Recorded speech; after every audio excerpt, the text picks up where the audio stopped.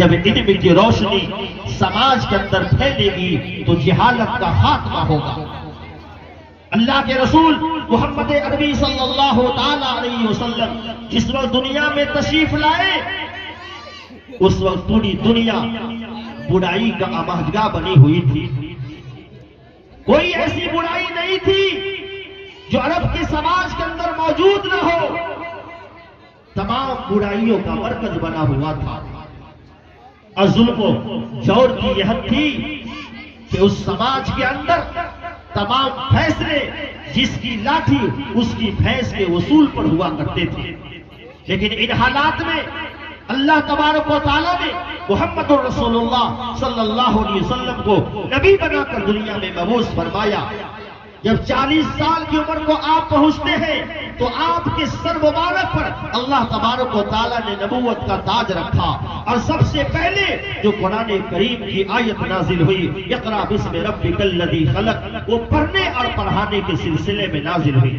بظاہر یہ معلوم ہوتا ہے کہ ایسے حالات میں سب سے پہلی وہی جو نازل ہوتی وہ شرک کے متعلق نازل ہوتی، شرک کے رد میں نازل ہوتی۔ پہلی وہی شراب سے منع کیا جاتا، بے حیائی سے منع کیا جاتا، لیکن اللہ تبارک و تعالیٰ نے سب سے پہلے جو قرآن کریم کی آیت نازل فرمائی محمد عربی صلی اللہ علیہ وسلم کے قلب مبارک پر، وہ پڑھنے اور پڑھانے کے سلسلے میں آیت اتری۔ اس لیے میرے بھائیوں، آج کی تاریخ میں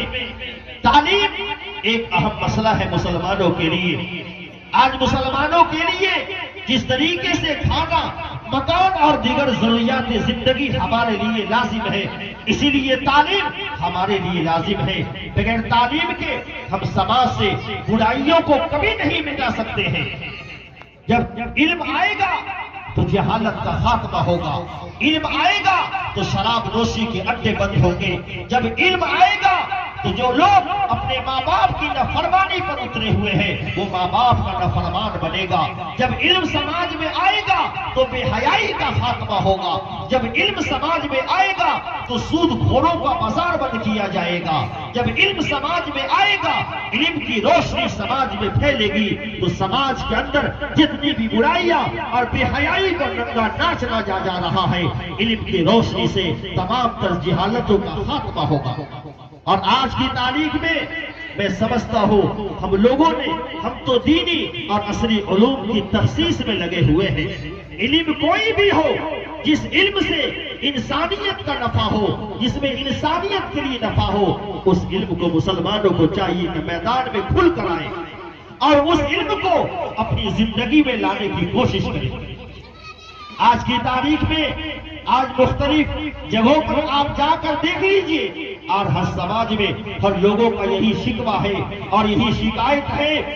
کہ امت کی بیٹیاں تعلیم یافتہ کیوں نہیں ہوتی ہیں، امت کی بیٹیاں تعلیم یافتہ کیوں نہیں ہے۔ اس کا ذمہ دار کون ہے؟ اس کا ذمہ دار ہم ہیں، اس کا ذمہ دار آپ ہیں، پورا معاشرہ ہے۔ آج مسلمان کی بیٹیاں ڈاکٹر کیوں نہیں بنتی ہے؟ آج مسلمان کی بیٹیاں انجینئر کیوں نہیں بنتی ہے؟ آج ہماری بیٹیاں، آج ہماری مائیں غیروں کے پاس جاتی ہے، ڈاکٹروں سے علاج کرانے جاتی ہے، یہ ڈاکٹر الٹرا ساؤنڈ کرتے ہیں، یہ چیک اپ کرتے ہیں، بسا اوقات عضو مستورہ پر ان کا ہاتھ پڑتا ہے، ان کی نگاہیں پڑتی ہیں۔ یہ غیرت ہم کب تک برداشت کریں گے کہ ہماری بیٹیاں، ہماری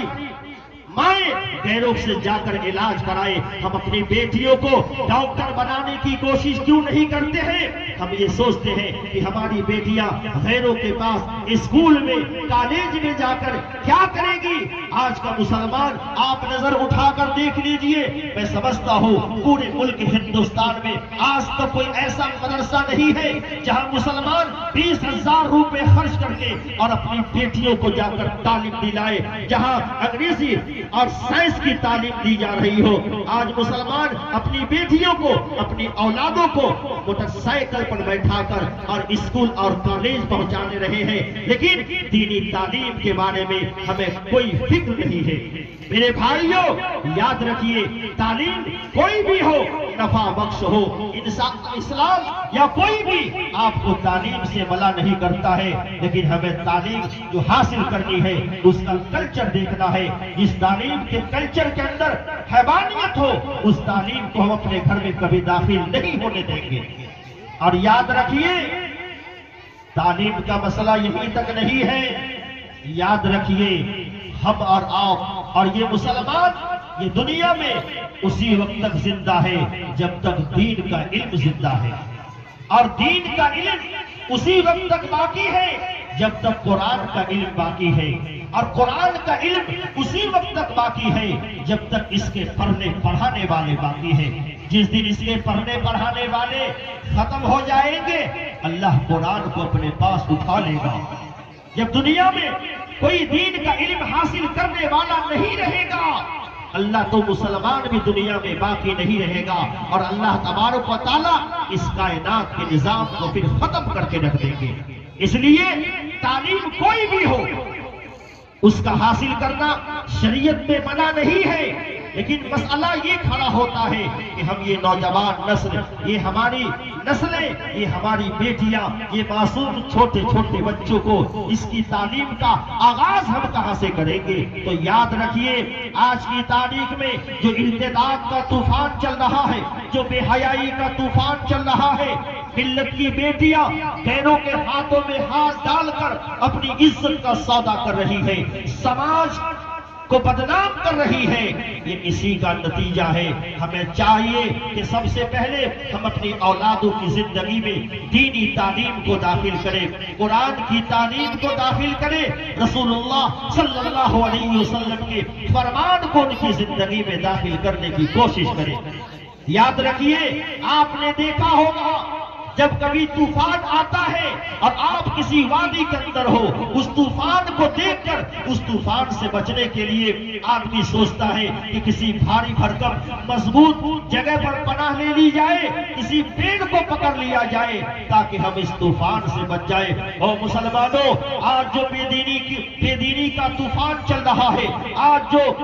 جو ارتداد کا طوفان چل رہا ہے، اگر ہم اپنے آپ کو، اپنے معاشرہ کو، اپنے سماج کو اور اپنی نسلوں کو اگر ہم اس سے بچانا چاہتے ہیں تو اللہ تبارک و تعالیٰ نے نبی کریم صلی اللہ علیہ وسلم کے ذریعے ہمیں یہ پیغام دیا ہے، ترکتکم فی امرین ای ثقلین، ہم نے تمہارے درمیان دو بھاری چیزیں چھوڑ دی ہے، ایک کا نام کتاب اللہ ہے اور دوسری چیز کا نام سنت رسول اللہ ہے۔ اگر ہم اس ارتداد کے طوفان سے اپنے آپ کو بچانا چاہتے ہیں، اپنی نسلوں کو بچانا چاہتے ہیں، تو ہمیں قرآن سے قریب آنا پڑے گا، ہمیں قرآن کی تعلیم سے اپنی اولادوں کو قریب کرنا ہوگا، اپنی بیٹیوں کی زندگی میں دینی کی تعلیم کو داخل کرنا ہوگا۔ یاد رکھیے، آج کے اس دور میں